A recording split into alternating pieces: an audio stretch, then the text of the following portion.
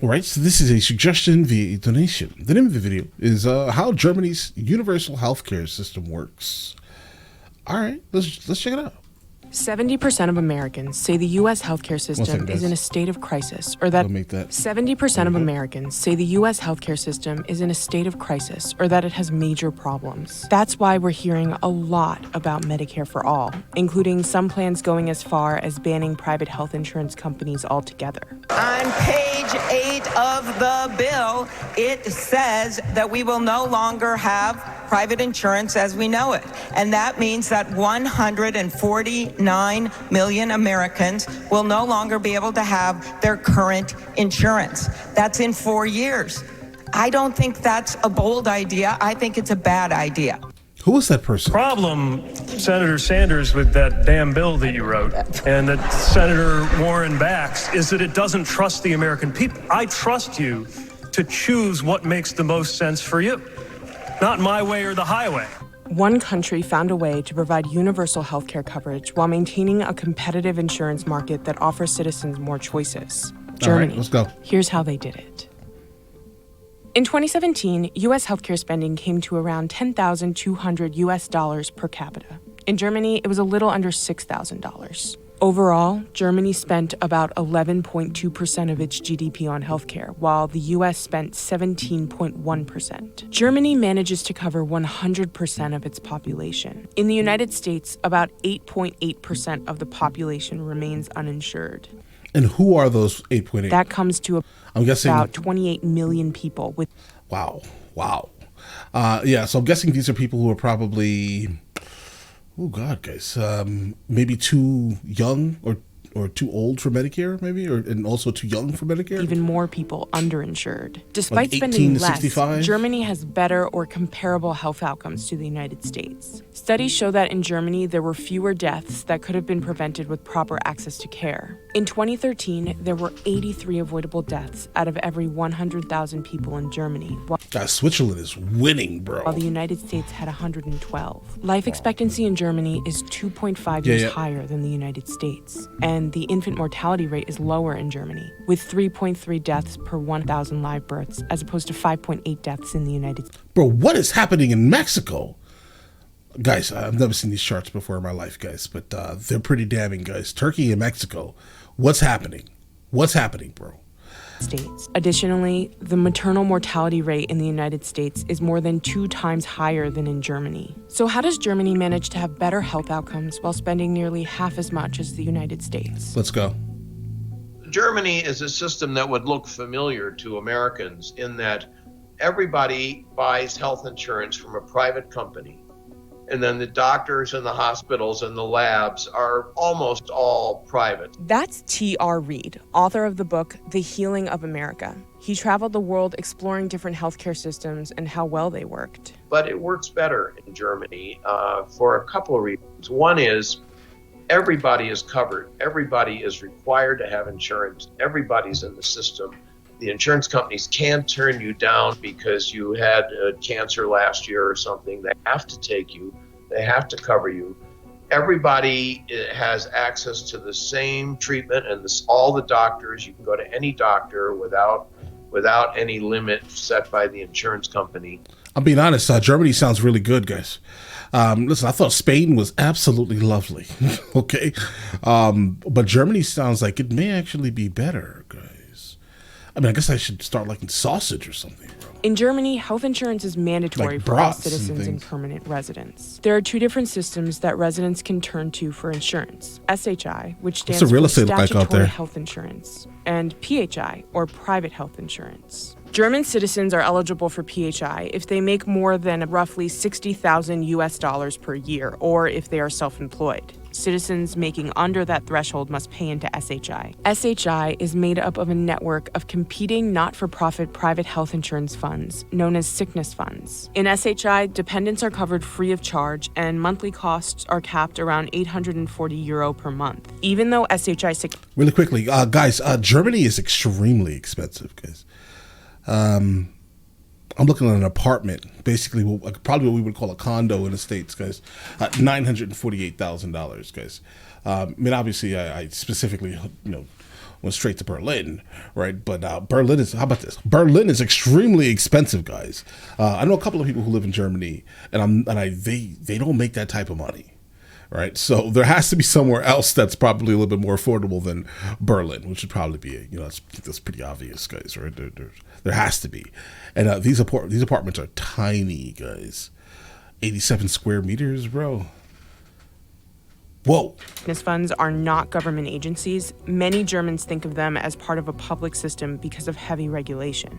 Keith Tanner helps expats navigate the German healthcare system, and he considers SHI sickness funds quasi-public organizations. Basically, they have to do what they're told. They are told by the government in what range they can charge.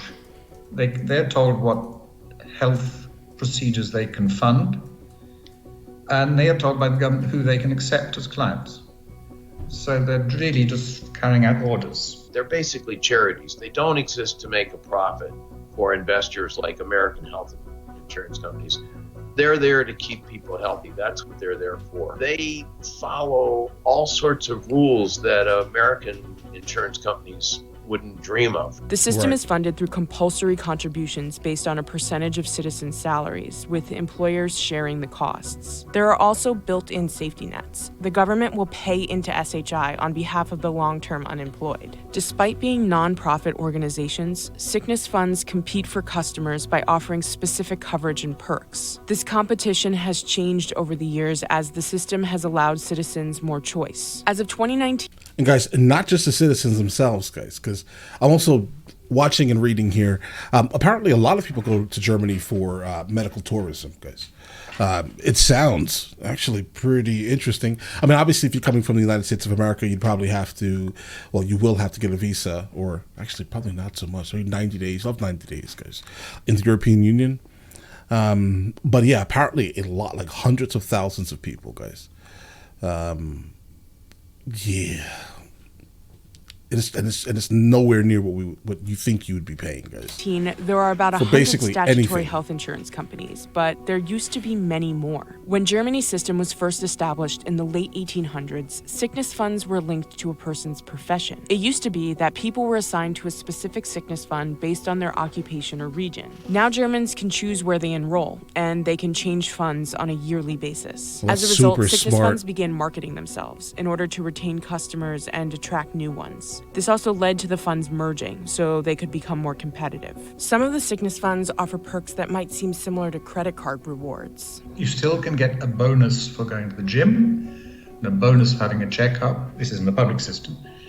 Okay. And if you get a certain number of bonus points, then you get rewards? a voucher. But kind of trivial stuff, like 200 a year or something like that. Hey, listen, that's better than what we have to offer in the States, guys. Period. That is much better. Because think about this here, guys. You're spending all this money on health insurance, and if you're not somewhat of a sickly person, then you're really never using it, and you're getting nothing from it personally. This tells you, you pay your bills on time, right? You do all the things that would be beneficial to your health. You will get rewarded for being healthy. Imagine if we had a program like that in the United States of America that told all of us that we need to stay under a certain weight for our height. Guys, that'll be amazing. Everyone would be doing it, guys. Every single person in the world would be doing it, guys. And again, guys, I thought Spain was absolutely great for this, guys. This is my Spanish card, for my Spanish health card. Just get it. 200 euros a year, nothing which is particularly relevant to the person who's paying their 840 a month. As of 2017, roughly 87% of Germans received their primary coverage through SHI and 11% of the population through PHI. The remaining population, such as soldiers, police officers, and refugees, receive health insurance through specific government programs. All individuals insured through PHI pay a risk-related premium with separate premiums for each dependent. These risk-based premiums mean that costs will increase as the insured gets older. As a result, the government regulates PHI so people don't become overburdened by premiums as they age. The biggest issue with private health insurance, if you opt out of a public system, is affordability in old age. If you don't impose these financial constraints on the insurers, then government will be lumbered with a whole lot of old people who reach 85, 90, 95 and are going to be totally unable to pay for their health insurance. So it'll all fall back on the government. Once someone switches to PHI, they cannot Okay. switch back to SHI in the future. But Tanner says there are ways around that. If you're a freelancer in the private system, you're just going to get a job. Paying less, there's a threshold. Any employee earning under about $5,000 a month is required to have public. If they earn more than that, they can opt out. So if you are a freelancer, you want to go back into the public system for some reason, then you get a part-time job with a friend, pays Right. you We $500 get a it. month for We get it, bro. We're here. a few months, and then you're back in Right. the public system. So there are ways to do it. Don't drop too much game, though, bro. The only reason you probably want to do that, though, is if you have lots of children, because children can be covered free in the public system. In the private system, you have to pay separately for each child. Germans can also buy supplemental private insurance while staying in SHI. For example, many Germans buy supplemental dental insurance. I The can public system imagine. For major dental work, about half the cost, and then you get supplementary to take it up to 80, 90% of the cost. Okay. Germany's system I mean, that's a little bit higher than Spain, but no problem. is not perfect. It's still better than what? I mean, listen, I remember I think my mother said that it's like for her dentist bill one time, it was like $20-something thousand, bro. That's crazy. And for the same thing, I know for a fact it would have been somewhere around maybe $4,000 to $5,000 in Spain, guys. So, yeah, whatever the cost is that they're saying. So, basically, what they're saying is that they'll basically pay half of that. So, let's say 10,000, then I guess it's like billed over time or something like that. It's still more than Spain, but let's get it. With so For many dentals, different insurance at companies, least. there's a lot of bureaucracy that contributes to costs. One of the financial things, thinking of the public system administered by more than 100 organizations called Krankenkasse. Each of those has a head office and a president and a vice president and a financial officer and a whole lot of unnecessary bureaucracy. This may be Okay. one of the reasons that the German system is not as cost effective as other European countries. Bro, this is what I'm talking about right here. Spain, that right here at the top. I'm telling you guys, I am not joking when I tell you guys, healthcare is, bro, and the quality is great. No complaints, bro. All right, healthcare is cheap. It is super cheap, bro. More than 30% of both Germans and Americans felt bureaucracy was a major issue in their country's system. Wait Yeah. times can also be an issue for it people is. in SHI. 37% of Germans cite wait times as one of the biggest problems within their system, while 22% of Americans feel the same. Generally, I think people are quite happy with the public system. It works reasonably well. Yeah, I mean, if it's not an emergency, it works reasonably well. But if you have to actually go in for like an emergency and they're saying, "Hey, bro, listen, come in really quickly. I'm gonna give you some pain meds, and and then we'll see you in like 3 weeks." Yeah, that may be a little excessive. If you have like a tooth infection of some sort, guys, that may be crazy, or even something even more like what can be more detrimental than that? I don't know. I've never felt anything worse than having to get a tooth just instantly infected. I've never felt anything worse than that. But I'm sure there are many other things that could be worse than that you have to actually, go in and get pain meds for and just deal with. I'm sure those things are absolutely terrible in places where you have to actually wait, specifically if you are on some type of public system, guys, right? The major issue in big cities, I'm in Berlin, Munich, Düsseldorf, Hamburg, Oh, he has money. it can take quite a while to get an appointment with a specialist. It is the case that the doctors prefer the private patients because they earn up to 3 times more if they I see can a imagine. private patient. I can imagine.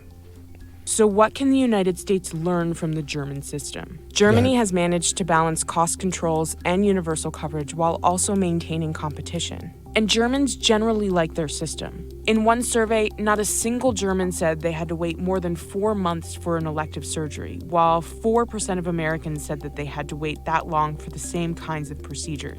I had mentioned something about this in a video, right, one time. And people were like, "Oh, but if you get on those type of systems, then things are going to take a long time."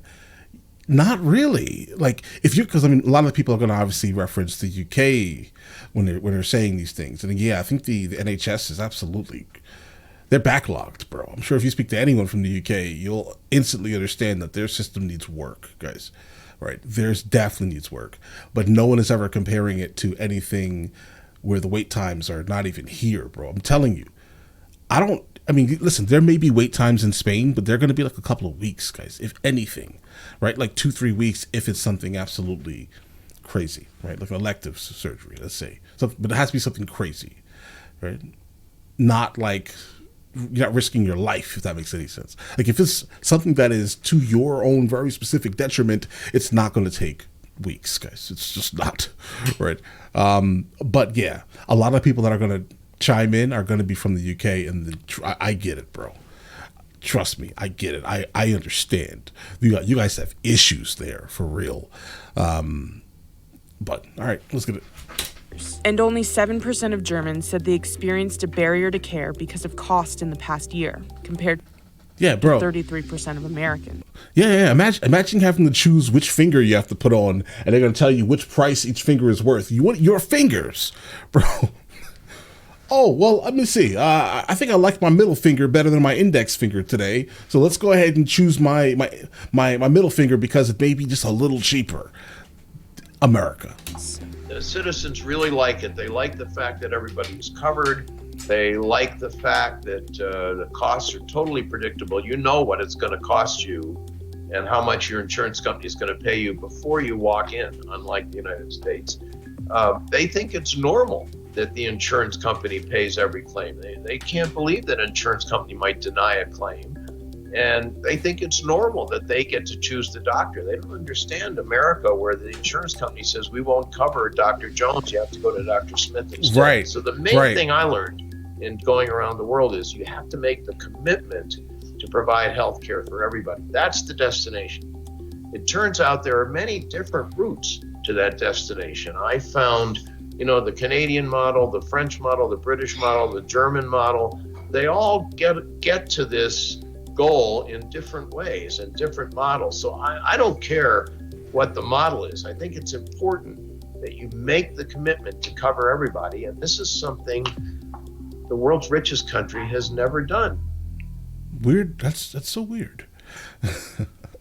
The thing is that I definitely would say personally, we should not be attempting to chase after the Canadian model for healthcare, bro. That's a no. I think they're honestly worse than us, but they're cheaper. So I don't know. Maybe that could work. They figured out a way to keep the cost down, right?